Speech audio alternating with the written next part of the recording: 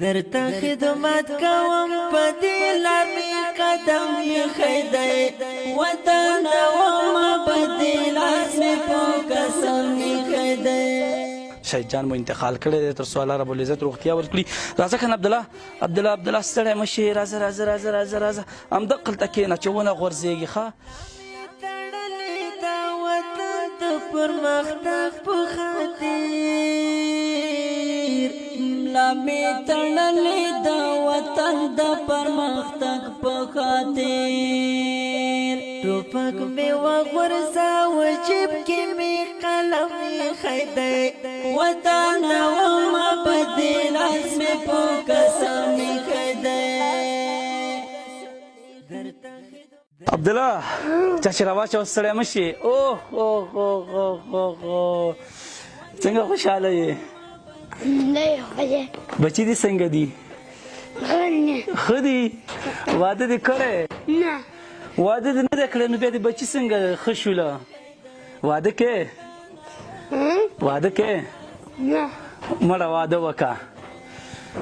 ښایسته ښځه درله وکړم که بدرنګه؟ ښایسته ښځه درله وکړم که بدرنګه؟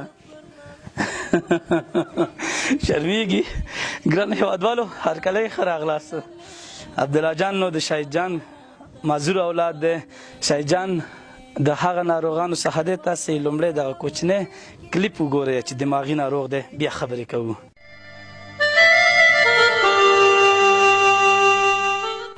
ګرانو هېوادوالو شهید جان نو ډېر زیات بیمار دی، روغتون ته مې انتقال کړی دی. الله دې پرې رحم وکړي. کورنۍ له راغلی سو ابتدایي مرسته مې راوړله. شهید جان مو انتقال کړی دی، تر څو الله رب العزت روغتیا ورکړي. راځه خان عبدالله ستړی مه شې، راځه همدقلته کښېنه چې ونه غورځېږي. ښه زما خورجانې لږه راوړاندې شه. شهید جان خو به اوس ښه وي که نه؟ دا حالات نه ښه دی، خو داسې سم ښه نه دی. الله به یې ښه کړي. دا اوږده موده غواړي، 9 میاشتې 8 میاشتې کال 1.5 کال تداوي غواړي. انشاءالله الرحمن موږ به یې کوو. نو ابتدایي مرسته مې هم راورسوله، ما ویل په کور کې به څه نه وي. الله دې شهید جان ته روغتیا ورکړي. د هغو سره ښه وکړي څوک موږ سره امداد کړي، د هغو سره دې الله ډېر ښه وکړي، او ستاسو سره دې الله ښه وکړي چې تاسو موږ دا غم او پوښتنه وکړه. که نه زموږ د پوښتنې یو الله و، نور څوک موږ د پوښتنې نه وکړي. ډېره مننه. د چا چې څوک نه وي د هغوی الله وي، الله ورته یو واسطه پیدا کوي. زما ډېرې زیاته خویندې دي، یوه پکې ته. انشاءالله الرحمن زه به داسې خیال ساتم لکه د خپلو سکه خویندو. ډېره مننه. ګرانو هېوادوالو راځئ د شهید جان په روغتیا کې را سره برخه واخلئ. روغتون ته مې انتقال کړی دی، په میاشت کې 3 نسخو ته اړتیا ضرورت لري. تاسې را سره برخه واخلئ تر څو موږ د شهید جان په روغتیا باندې کار وکړو. لومړنۍ ابتدایي مرسته مې ورته راورسوله. په کور کې خامخا څه نشته دی. زما خورې ته راشه که نه، یوه خبره دې مخکې وکړله. ته لږه راوړاندې شه.